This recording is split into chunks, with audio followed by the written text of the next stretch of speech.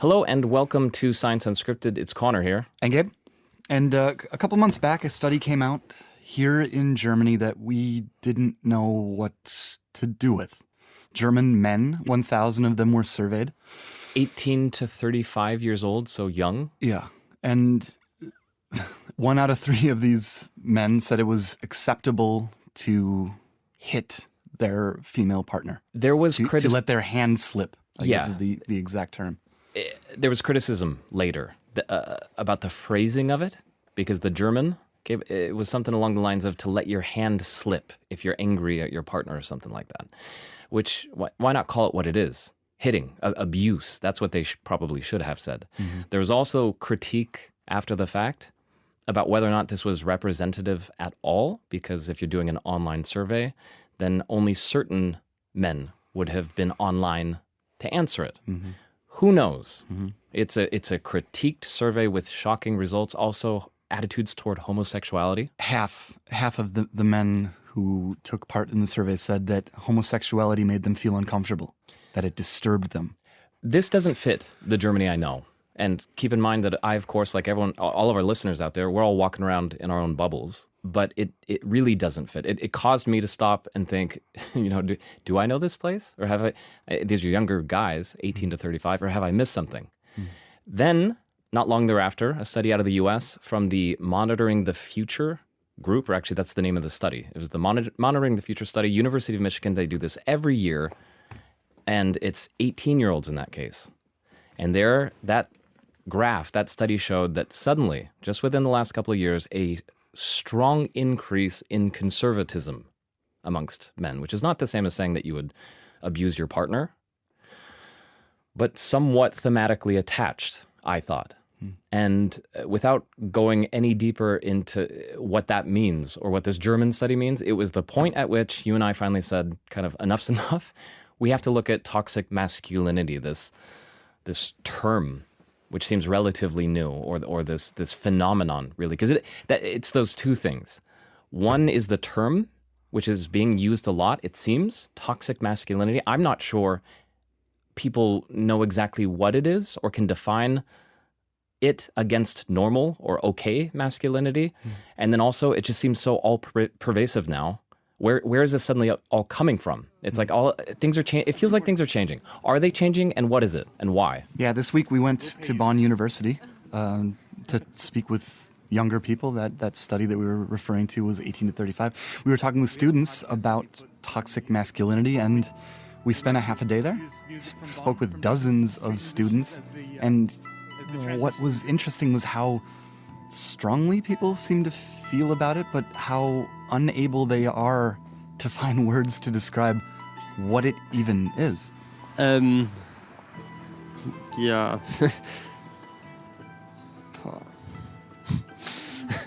It's difficult. Vielleicht, wenn es andere Personen oder jetzt vielleicht Frauen hauptsächlich irgendwie einschränkt oder so. Also maybe it's when men restrict the people around them, primarily women. The image in my mind is a strong man who doesn't let his wife make her own decisions. He thinks he's protecting her or that he's being a gentleman. But really, it absorbs her and it's too much. Keine Ahnung, ich sag mal, Gentleman ist ja noch was anderes, sehr nett gemeint. Aber wenn das dann irgendwie darüber hinausgeht, dass es schon sehr vereinnahmt ist, dann würde ich sagen, ist es zu viel. It's difficult because I have my point of view and I don't know how to say it. Why not? Because in my head it's so obvious, but when I want to say it, it's very difficult. Because of the language or because of the concept? Because of the concept, I think, yes. That was Emma and Oscar, and I repeat, these people are students. Oscar is learning to use words. He's at a university, and he had none. A lot of them immediately. Have you heard of toxic masculinity? It's a word that's being used a lot. It's a phrase that's being used a lot. What is it? Difficult. Which confirmed my suspicion, which is that we all kind of have this vague notion and see it used a lot. We have some very clear, concrete examples of it that we're going to get into later. But still, we have a tough time actually defining what toxic masculinity is. And I think we need to do that. If there's anything that this episode does, I hope it's that, because then we have a clearer way of having a discussion about something that feels like it's becoming more problematic, possibly. Over the next half hour, we're going to hear from a number of experts on this topic. One of them, maybe the preeminent scholar on toxic masculinity. His name is Michael Flood. Well, when you Google toxic masculinity researcher or expert, he's on the first page for sure. We're going to be hearing a number of clips from him, but also from other experts, and we're going to go on a journey, Conor, I guess. I'm not too fond of that word, but yeah. But this one kind of is. Well, it ended up being my biggest question here was, what is the line, because it is gray, between normal masculinity and toxic, and is it still okay to have normal masculinity, or is that also somewhat toxic? Is it wrong to identify as a man? Well, and then to what extent do I have that in me as well? Right? We all grew up at a certain period of time. Do I have it in me? Do I have to get it out? How do you get it out? What is it? So let's start with that maybe. What is it? And Michael Flood has the answer. Science Unscripted. The term typically is used for the expectations that boys and men should be tough, should be strong, should be aggressive, should be in control, should be emotionally stoic, should be compulsively heterosexual, and should avoid anything feminine. Michael Flood is a researcher at Queensland University. He's been looking into masculinity for over 30 years, and that is what he has found out. What are the terms again? Got to be tough. Yeah. Got to be strong. Sounds like a song that was on the radio in the 90s. Got to be wiser. No. Tough, strong. Stick together. Yeah, yeah. In control, aggressive, emotionally stoic, compulsively heterosexual, which fits into the German study, 50% against or uncomfortable around homosexual, probably men in that case, but homosexuality, and avoid anything that's feminine. That is clearly toxic. Yeah. If you or others you know are doing those things, you're in the toxic category already. And it becomes toxic when it is harmful for yourself and for others around you. Right. Obviously, for women, like the study, that because you are strong and because you solve problems with anger or with aggression, then you can become violent towards the people around you. Right. The clearest victim, women.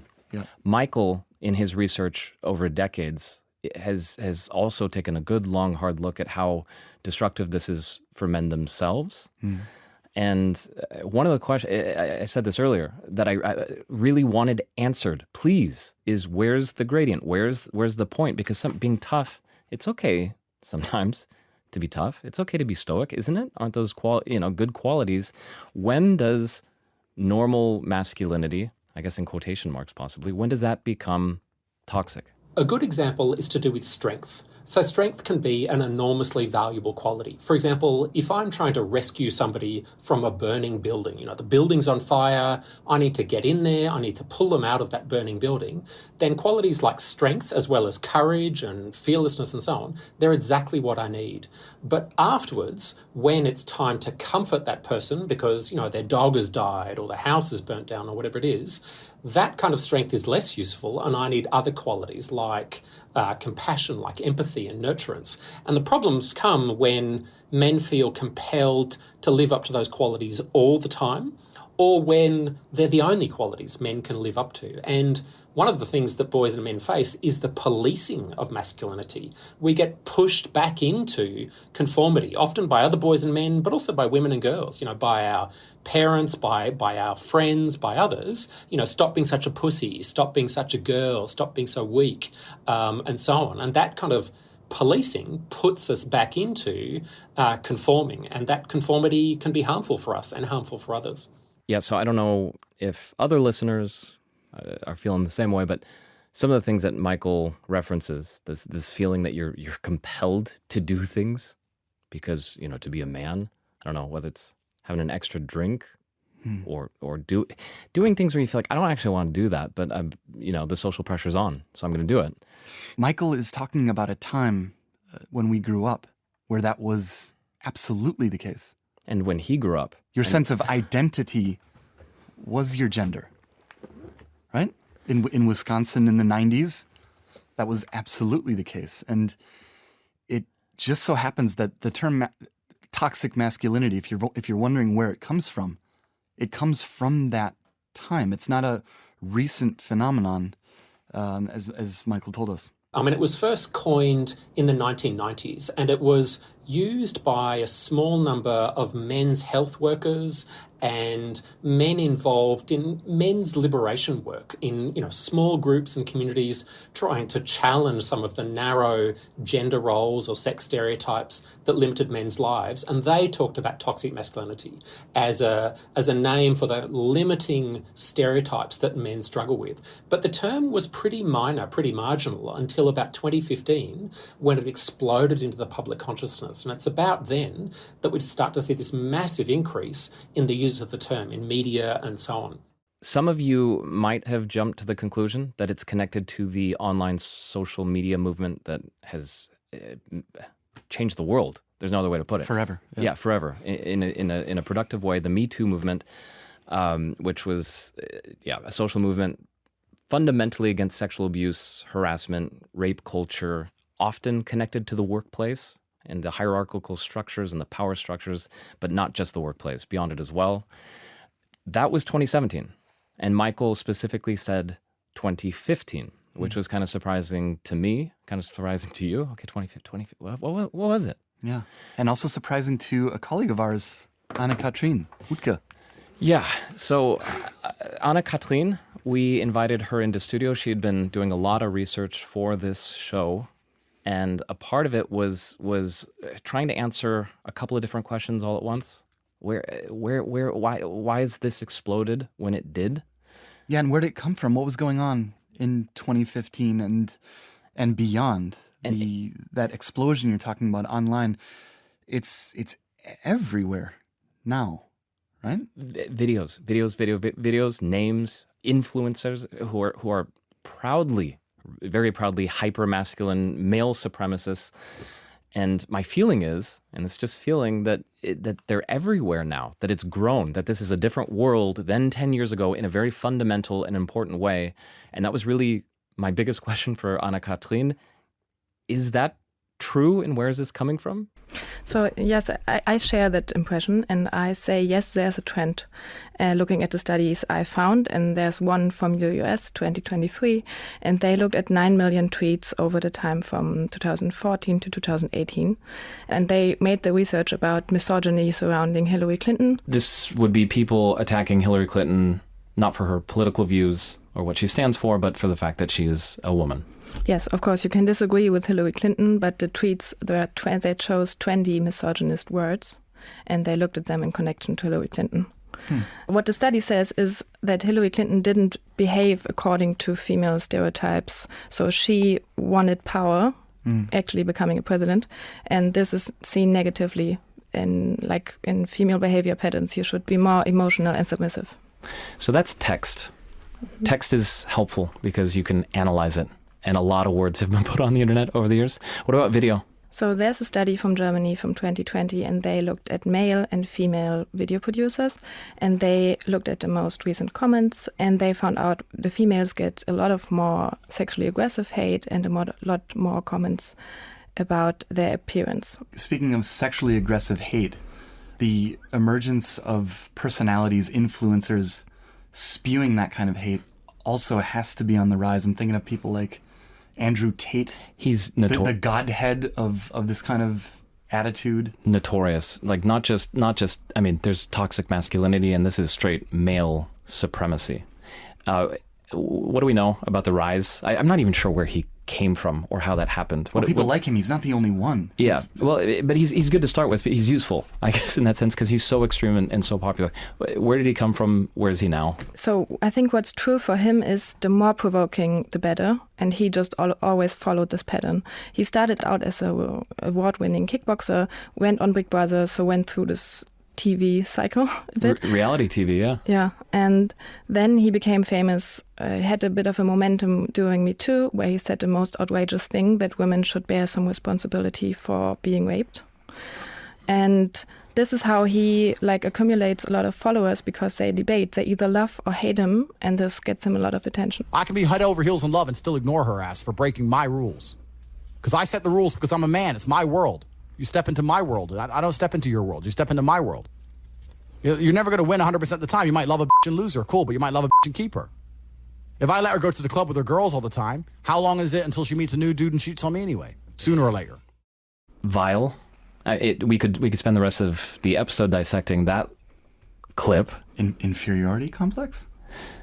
He doesn't let his girl go to the club with other guys because he's worried about her liking other guys? And yet he's how popular exactly? So it's said to be, before he was deleted from TikTok, that about 11 billion views. 11 billion? Yes. 11 billion views. Yes. We have a young, very young colleague. Colleague's the wrong word. We have a young guy, a 15-year-old guy in our department right now, the science department. And he walked into the room and we said, hey, we're talking about this week. Have you ever heard of Andrew Tate? And it was so interesting watching his reaction, because for him, Andrew Tate is not on the periphery. It's something all his buddies talk about and consume. And when we asked him what do you associate with him? And he thought about it for a second. He said, top G. Top G? This is how he calls himself, yes. As in the top gangsta? Yes. This is a part of young men's world in a way that I'm not sure I will ever fully understand. Anna-Katrin, you've been looking into this topic, these people for a while now. What has it been like for you? How are you feeling right now? Yeah, so I think I became really numb. So I listened to a lot of Andrew Tate, and at the end it didn't bother me anymore. But I had one moment where I thought, okay, if all these people are going to become more powerful, am I going to see a world where a lot of right-wing parties are in power and I have to obey to these rules? And this was really scary. And yeah, then I came back to being really numb and just don't feeling anything anymore, to be honest. And again, that was our colleague Anna-Katrin Utke talking to us there in studio. Big thanks to her for putting basically every piece of this episode. No, all the blocks, all the building blocks. She set all the interviews up, and she spent 2 weeks with us. And this program is totally thanks to her. Well, and suffered for it. I think that's one. I don't want to get into all the that aspect of being a journalist, but sometimes being forced for your research to consume that kind of content, that can be harmful as well. That's upsetting. That clip that we just heard right there is insightful. Andrew Tate, you mean? Yes, because it shows, I think, where some of this toxic masculinity comes from. I mean, goes almost into our evolutionary constitution. Yeah, that was, okay, so that was... He's worried about other guys getting his girl, right? That's what he said. I'm not going to let my girl go to the bar. He talks so fast, it's hard to understand. Let my girl go to the bar. Yeah. Well, so he's afraid. He's got an inferiority complex that he's worried about, and that's where the aggression is coming from. Right. Which leads into a question that was also bothering me. So why... These guys like him, and he's got all these followers, all these wannabes, all these people who do the same thing as he does online. And by the way, we reached out to probably 10 of them in the end. Influencers, wannabe influencers who are peddling this kind of language, these kinds of ideas. And I had some conversations with them online, making it clear, I'm not your friend. I disagree with you, but I want to interview you.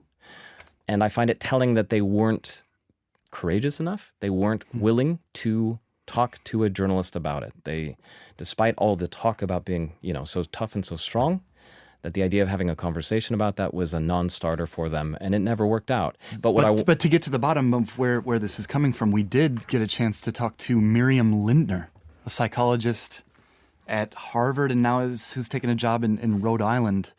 She's looking into this question: what the deep fundamental, the psychological origins of this ideology, and she sees it in the sexual marketplace. So when you have an evolved male psychology that wants to maximize mating opportunities, and you find that male psychology in an environment where women are empowered and women can decide whether or not they want to mate with a guy, or have sex with a guy or marry them or not, you will aggravate that male psychology, which then might employ aggressive strategies to secure a mate.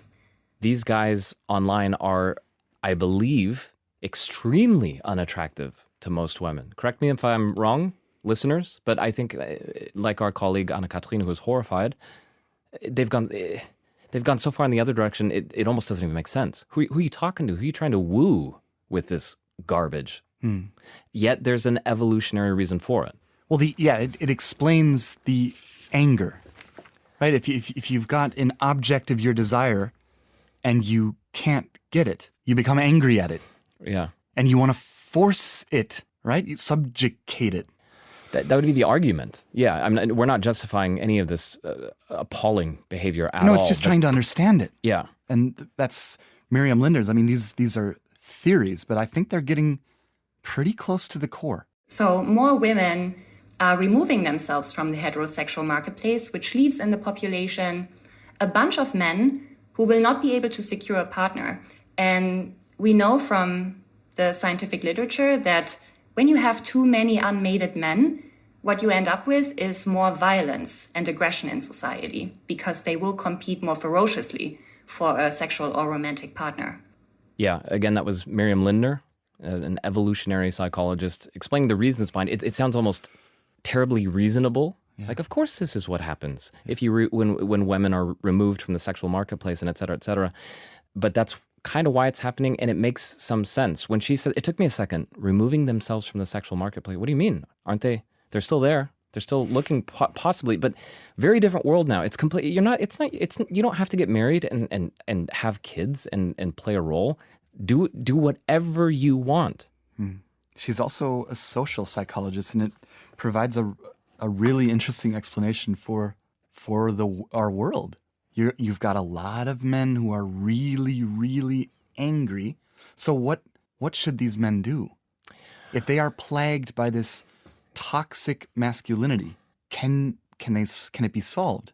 Right. Or if that toxic masculinity is possibly in there you go. In all of us. Oh, keep going, Gabe. Keep going. Maybe even us. Maybe is there a maybe in there? That's for me. And what do we do? The most important part of this broadcast. The extremists in the toxic masculinity category, they're helpful to help us talk about this. Way more complex is figuring out how much of that, how many slivers are inside my body. We've modeled ourselves after people who also have that in them, knowingly or unknowingly. In any case, we wanted to figure that out. Do we have it in us? We wanted to know, can we get it out? Yeah. And so we decided. Let me just say this. You took me along to a. I did not know where we were going. No, you didn't. You took me to a guy named Fabian. Who runs a masculinity detox program? It's a program. For men. Workshops for men to help them deal with, conquer, beat their masculinity out of themselves. You took me there. I had no idea where we were when we got there.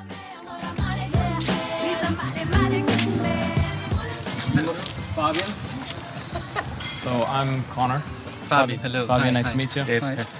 What was the name? Gabe. Thank you for coming here. It's so nice for me, actually.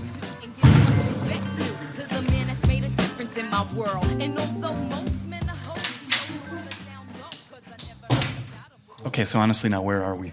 As far as I understand it, you and some colleagues here offer toxic masculinity or masculinity detoxes.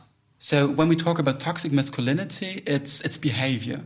There is damage for yourself or for other person. So that's like the first definition of toxic masculinity. So if I have masculinity that is harmful to me, I walk into this room and I want to get rid of it. What do I do? How do you help me do that? I think the first thing to understand is you don't have to get rid of it. You're allowed to unlearn it. Masculinity is not something is in your genes. You learned how to perform masculinity. And the thing is, you can unlearn it also, but to unlearn, you have to open yourself up. So we talk about sexism. When have you been sexist? And with all honesty, we have no women in the room. And the thing is, often we never talk about this, so it's not in our rational thinking, it's not in our reality. And just about talking about this, it makes the first change, because men have unlearned about talking about real problems and real things, actually, often, not all men. And that's critical to unlearning this toxic masculinity, is talking about it with other guys in a closed room here? Is that step one? Talking about it? I mean, it reminds me of this group, Alcoholics Anonymous, where I think one of the first things you do is say, you acknowledge, I'm an alcoholic.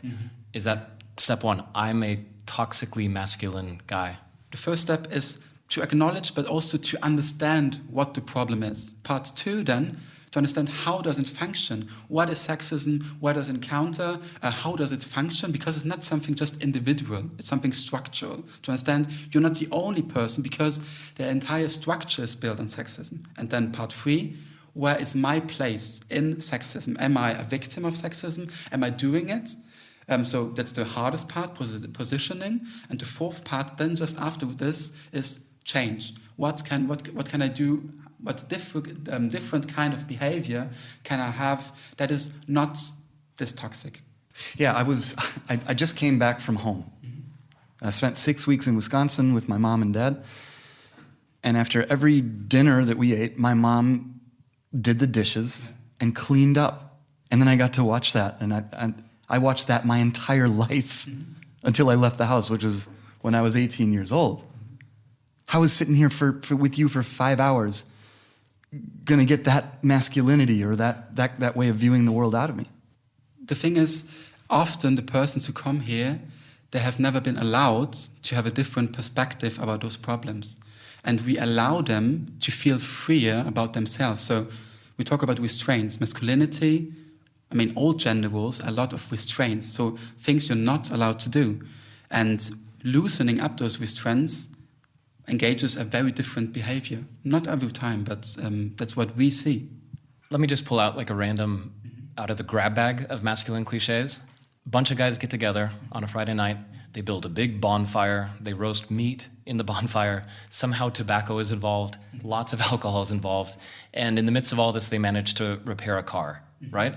Is there something wrong with that picture? That's a very masculine picture. Is there something fundamentally wrong like that? And if a guy who's listening right now does those things, does he have a right to be attacked for that? Can someone walk up to him and be like, that's not masculinity, that's toxic masculinity?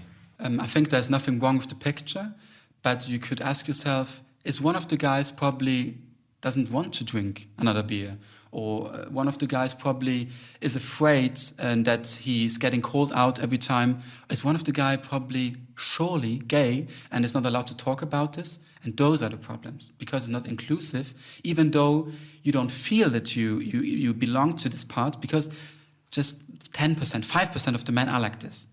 But 95% of the men have to live like this. And then there's a problem, yeah. Fabian, you've probably heard some pretty ugly and nasty things in this room and, doing the work that you do. Are you hopeful that things will get better, that this is leading towards a better world? So probably I'm saying this because I have to be hopeful, because it's my job. But no, I'm extremely hopeful. Because in every situation, every conversation that I have in my workshops, I see that change is happening. Even though when the guys have no idea what they're talking about, and when they're saying extremely ugly stuff, but something is happening just talking about this. And I can see what happens afterwards. So the long-term consequences, I cannot assure you. But yeah, I've seen guys who started out at the most toxic guys and now do workshops about critical masculinity, and you're seeing one of them just in front of you, and it's me. So that's why I believe in it, actually. Yeah, so we were joking about it before with the idea of this being a journey for us, this program. But one of the things that didn't get aired there with Fabian was we went through the detox program with him. A very small part of it, but a big part of it for us, I guess. Yeah, he wanted to hear from you and from me about if we were ever sexist in our lives. And you wanted us to talk about an experience where we thought we behaved in a sexist way. He did it even better than that. He said, I'm going to offer you a story of where I did something wrong. If you feel open to it, feel free. No pressure, feel free. That's how and that was a very new experience for me. And I had never done that. And I had never gone there in my head. I went back as soon as he began with his story, because his went way back into his past, and I had to immediately go through my past and scan all my memories for sexism. That was hard. And then I found one and visited it, and it was difficult but incredibly liberating to talk about with you and him. I had the same experience. I found one, talked about it. It's so ugly. It's a part of. I was a 1990s kid. I'm not blaming it on that. I'm not exonerating myself. But of course we all made mistakes in the past. And his whole argument was, by talking about it, you will never ever do it again. Now I hope I think I'm better than the kid from the 1990s now. Yeah. And yet I still think he's also right. By talking about it openly with other people. Hey, I've been sexist in the past. Have you? No, for anyone listening to this right now, that's a tip. Try that once. Have another person in front of you, possibly a man, and speak to that person about a time that you've been sexist. And be honest. Yeah. And see what that feels like. I think it's a good tip, because most of you will never go to a masculinity detox, even though I think I am a believer in it now after that short session. I think it works, despite the fact that I think most of you are probably totally skeptical of it. Like, what are Gabe and Conor on now? What are they doing over there in Germany? It worked for me, worked for you. It was powerful, and you can kind of recreate that part of it on your own. Now, if you're not able to do that, not willing to do that, don't want to do that, we were interviewing Michael Flood. We also asked him, what's a concrete tip? Come on, give us something. There's a lot of theory. You've been studying this for decades. A lot of theory, a lot of words, a lot of terms and definitions. Concrete. What can you do? For example... Let's just play the question that you asked him. Yeah, okay. Play it. Okay. Michael, if I am sitting on a sofa and I'm crocheting, I'm knitting a sweater, which I think the default setting is that's a feminine thing. A guy walks in, and he's like, what are you doing, bro? He's like, okay. What's the best response? I think, confidently reject the assumption. Ask what's the problem? Why can't men crochet? This is going to be a fantastic beanie. It's going to keep my head warm. I think be confident in our authentic sense of self and the possibility of healthier lives for boys and men in general. And hold on. The reason you asked Michael Flood about crocheting is because why? It's on my wrist. It's on my wrist right here. My son loves crocheting, and what I'm wearing right now is a pink bracelet that he crocheted for me. And if I'm totally honest, it also took me a second to fully embrace the idea. I still got those stupid 90s ideals in my head. Yeah. And now I love it, and of course I was like, awesome, so cool that you're doing that. And I guess I was asking that question to figure out how to protect him more and to give him the verbal weapons to defend himself, because that's actually my concern. What if he goes out into this big scary world with a bunch of mean people in it, and they're throwing crap at him? What does he say back? I want to give him that tool. And Michael gave it. No, we learned when we went out to the streets of Bonn that people feel strongly about this topic, but they need the words to be able to talk about it. They need to learn more about it. And I think by doing this show, I think I've learned a lot that I can possibly speak to my girls about, And it's the one thing that, oh man, I've got 3 girls, and I always joke about I was wanted a boy. I wonder what they feel about that when they hear that dad always wanted a boy. What, are they not good enough? My 3 girls? then I got my boy, my Beavis, the dog. Oh yeah, you do. Yeah, yeah. No, it doesn't. But that's how deep it is in me. Yeah, yeah. It's in all of us. We're moving toward a better world. We're in the middle of the ugly transition. It feels like. And speaking of learning, I guess real quick, what was it? What did we actually learn here? Because you're right, it was a long journey.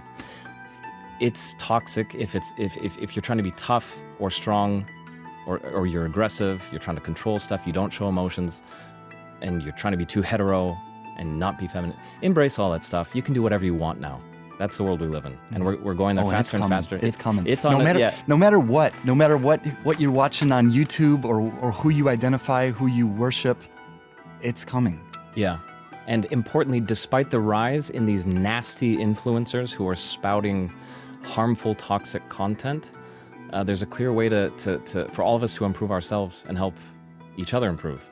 And that's what talking to Fabian was all about. That's what talking to Michael was all about, who suffered himself as kind of an outcasted kid with, dyed hair. And I think, he was bullied? Yeah, he was bullied. Homophobic bullying, yeah. What do you guys have to say about this? We just love to hear what you think about all these ideas that we spoke about. Let us know, su@dw.com. Anything to say, Connor? No. Science Unscripted.